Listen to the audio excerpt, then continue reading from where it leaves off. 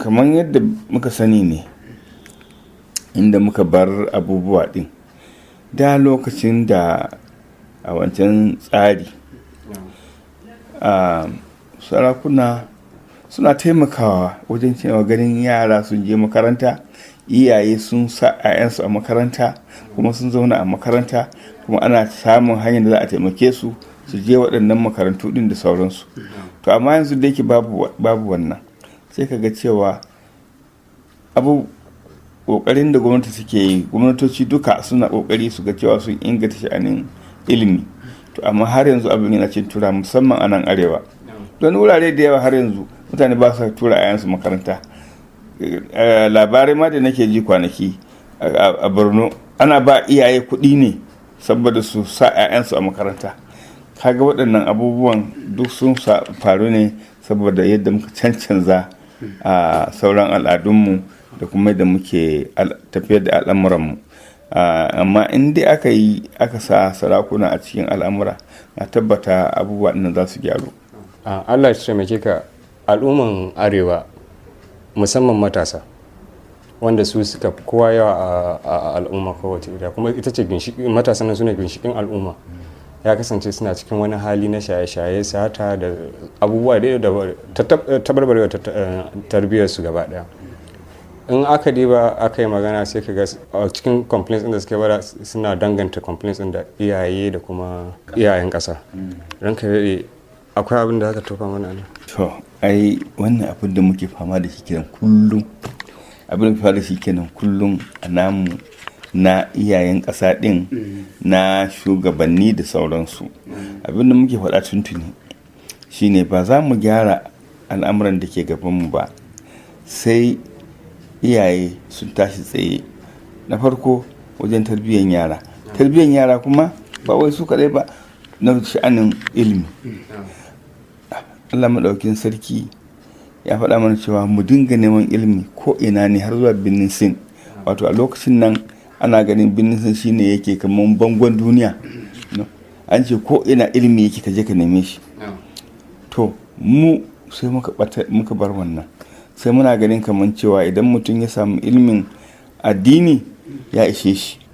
To ko da yake an ce an kawo mu wannan duniya ne saboda mu bauta mu Allah, amma kuma an ce muhimmatun mu kyautata al'amuran namu na rayuwarmu, domin idan ba mu kyautata rayuwarmu ba a duniya, ba za mu bauta mu Allah yadda ya kamata ba.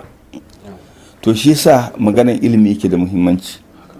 Idan ana sa yara a makaranta, ina nufin makaranta wanda yake ya kunshi na addini da kuma na zamani, yadda yara za su samu, in sun girma za su samu hanyar tafiyar da al'amuransu, yadda za su ciyar da kansu, su ciyar da iyayensu da jama'ansu da ma ƙasa baki ɗaya. To nan ne za a samu ci gaba da ya kamata. Wannan abin da ya same mu a halin yanzu, yadda abubuwan suka tarware, duk ya zo tushen shi shine rashin ilimi. Rashin ba da ilimi din nan shine makasudin duk wahalan da muke ciki.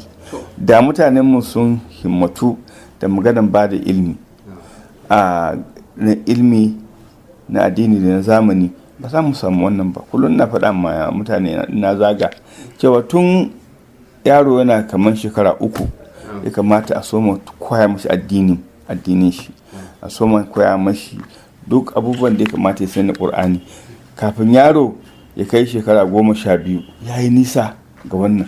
Yaron da ya samu wannan diddigi na wajen addini, ba da za a kaga ya shiga shaye-shaye, ya shiga iskanci da sauransu, saboda rashin ƙoƙari a san cewa tun da farko iyaye suna ba yaran su ilimi. Shi yasa kullum muke ta ƙoƙarin maganan ilimin mata, ko mace in ta tashi ta yi aure, Allah ya bata iyali, da farko da za ta yi shine ta koya ma 'ya'yanta ilimi tun kafin ma su shiga neman zuwa makaranta.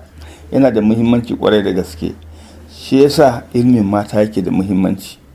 Kullum muke ta kokari mu ga cewa an sa mata a cikin abu, ko ba su yi wani aiki ba. Mutane suna maganin ko za su fita su yi aiki, ko ba su yi aiki ba, zaman su a gida suna koyar da 'ya'yansu da 'ya'yan makwabtansu da 'ya'yan da suke gidansu suna koya musu, su fara koya musu addini, su fara koya musu wannan karatu na zamani. Tun daga nan za a so mu samun sauƙin abubuwa. To rashin wannan fa shine samu a cikin wannan mummunan hali. Kuma tilas ne mu san yadda za mu gyara, sai mun tashi tsaye, sai mun tashi tsaye ƙwarai da gaske da za mu gyara sha'anin ilimi. Don sha'anin gyaran ilimi din nan shine zai kawo gyaran al'umma gaba ɗaya. Idan ba mu gyara ba to za mu dinga shiga cikin wahala, za mu dinga shiga cikin wahala ne. Ma tafiya ana cewa samun ci gaban mai shiga rijiya, ana daɗa shiga ciki ana cewa ana samun nasara. To abinda muke so din shine muke ta faɗa wa jama'anmu shine mu tashi tsaye wajen ilimi, mu ba duk yaranmu ilimi da tarbiyya tun suna ƙanana. Kar mu bari sai sun kai shekara 13-14 sannan mu ce za mu ƙwaddara su. Sai haga yaro ma a lokacin ma ya raina uban shi saboda bai mashi abin da ya kamata ba a lokacin. Saboda a lokacin da yaro ya kai 14 in ba kai komai ba tun yana kankani, sai ya kai shekara 14 sannan ka ce za ka ƙwaddara shi, zai wahala. Akan ce tun da safe kama fara, akan ce baka san yadda ake fafan duma ba ko? To shi ma duma wanda ake kware da sauransu, tuma da sassafe ake yi, in ba kai da safe ba za ka samu ba. To duk waɗannan abubuwan ana nufin cewa komai za ka yi sai ka himma ka fara da wuri. To in ka fara da wurin nan to shi ne fa za mu samu tarbiyyan yara, haka za mu zo mu samu zuri'a mai kyau, mu zo mu samu jama'a masu kyau wanda za su taimaka. A halin yanzu yara sun shiga suna iskanci, suna shaye-shaye da kaga ne dai farko dai su an riga an rasa su. To ba su taimaki jama'a, su ba su taimaki kansu ba, balle su taimaki iyayensu, balle kuma su taimaki ƙasan. To muhimmancin tarbiyya shine kullum tarbiyya kuma na addini da kuma na ilimi shine muhimmi. Abinda zan iya faɗa ke. Za mu tsaya a daidai wannan lokaci, sai alalibe mu don jin ci gaban tattaunawar tamu da mai martaba sarkin Lere Alhaji Muhammad Abubakar Garba, wanda kuma ya yi bayanai da dama sosai.